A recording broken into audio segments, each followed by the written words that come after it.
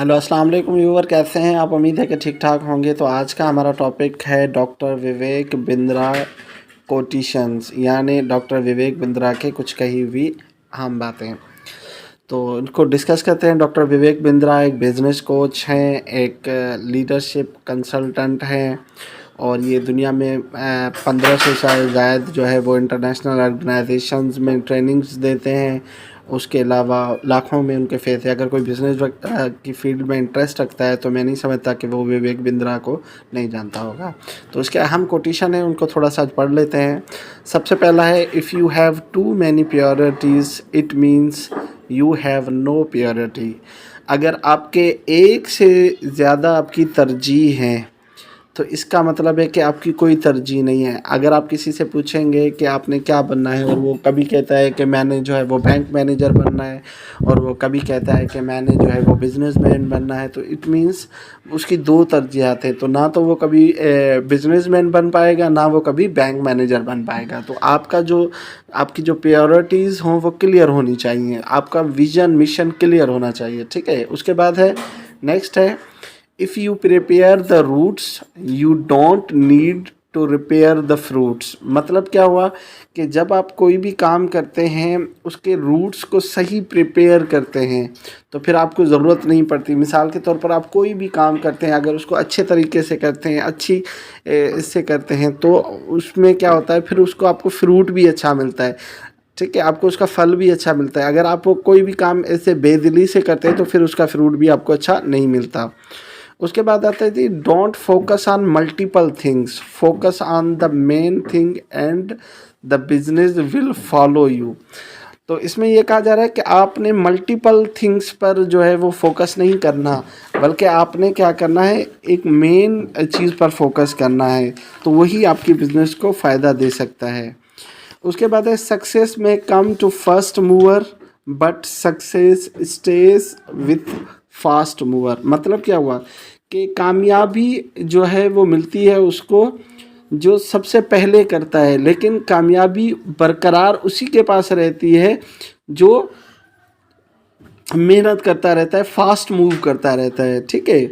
उसके बाद है, नेक्स्ट है, you can not convince people by convincing, you convince people by connecting.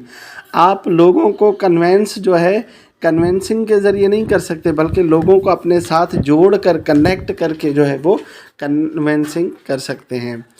Any content that contribute to your goal statement accept it, any content that does not contribute to your goal statement reject it। मतलब क्या हुआ कि ऐसा statement, ऐसा बयान, ऐसा material जो कि आपके गोल के साथ मैच करता है तो उसको एक्सेप्ट करिए। जो चीज़ आपके गोल के साथ मैच नहीं करती तो आप उसको छोड़ दें। मिसाल के तौर पर, अगर आप बिजनेसमैन हैं और बिज़नेस से रिलेटेड कोई कंटेंट आपको मिलता है तो आप वो पढ़िए, लेकिन अगर आपको बिजनेसमैन बनना है और आपने कोई मेडिकल से रिलेटेड या आपको कोई इंजीनियरिंग से रिलेटेड कंटेंट मिलता है तो आप उस पर मत जाइए। आप अपने जो आपका एरिया है उस पर ज़्यादा फोकस करिए। उसके बाद है, the only way to do great work is to love what you do. यानी सिर्फ एक ही चीज़ है कि आप क्या करना चाहते हैं। ठीक है। The only way to do great work is to love, यानी आपको अपने काम से, अपने इससे मोहब्बत होनी चाहिए। उसके बाद है, if you don't help yourself to help yourself nobody in the world can help you to help your self.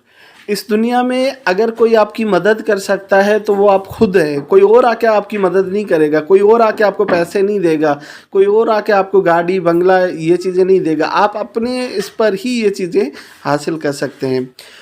उसके बाद है जी, success is not changing reality, it is changing the mentality behind the reality.